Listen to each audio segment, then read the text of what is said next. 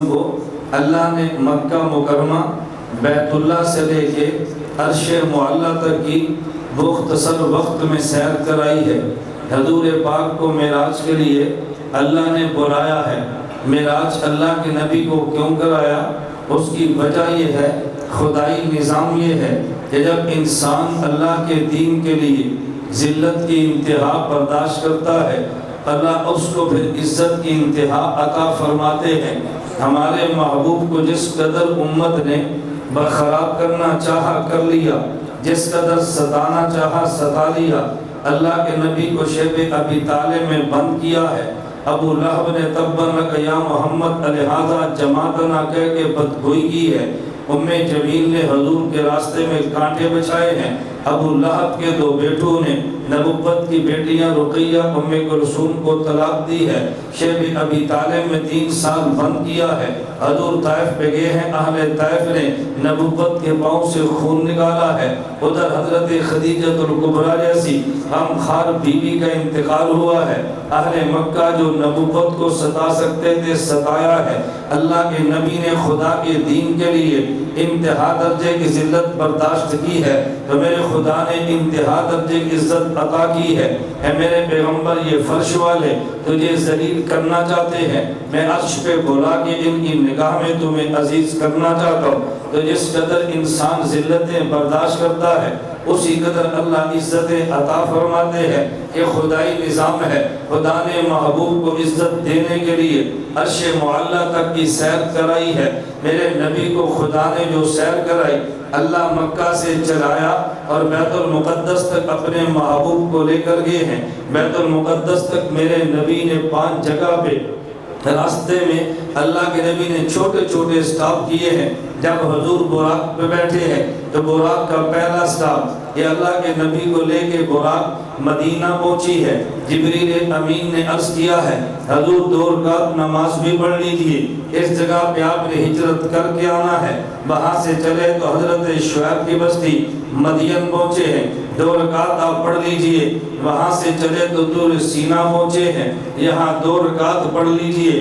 وہاں سے چلے تو بیت اللحم پہنچے ہیں، حضور یہاں بھی 2 رکعت پڑھ لیجئے۔ وہاں سے چلے تو بیت المقدس پہنچے ہیں، حضور یہاں بھی 2 رکعت پڑھ لیجئے۔ اللہ کے نبی نے 5 مقامات پہ 2 رکعت پڑھی ہے۔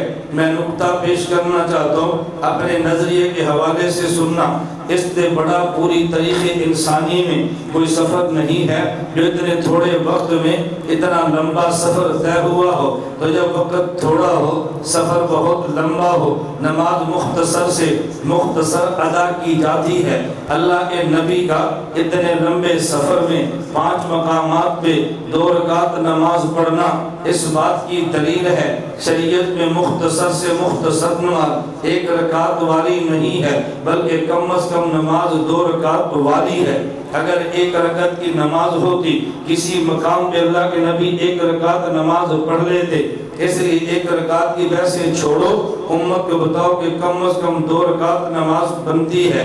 اللہ کے نبی نے 2 رکعت پڑھی ہے۔ پھر اللہ کے نبی نے 4 مقامات پہ نماز تنہا پڑھی ہے، بیت المقدس میں جماعت کرائی ہے۔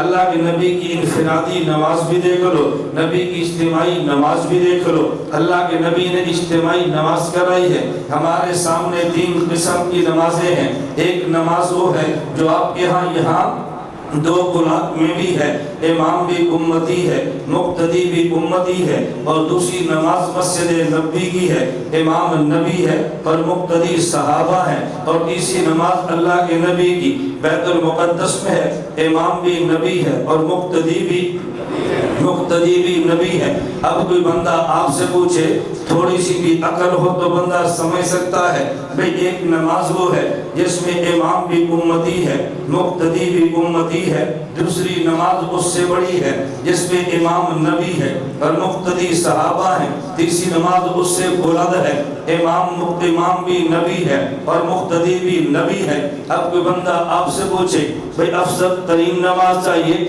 یا ادنا ترین نماز چاہیے؟ ہم ادنا نماز کی بات نہیں کرتے، ہم اعلیٰ نماز کی کرتے ہیں جہاں امام بھی امتی ہو، مقتدی بھی امتی ہو، یہ نماز ادنا ہے۔ امام نبی ہو، مقتدی صحابہ ہو، یہ نماز درمیانی ہے۔ اور جہاں امام بھی نبی ہو، مقتدی بھی انبیاء ہو، یہ امام سب سے اعلیٰ ہے۔ آج ہمیں لوگ تانا دیتے ہیں کہ تم امام کے پیچھے کھڑے ہوگے فاتحہ کیوں نہیں پڑھتے؟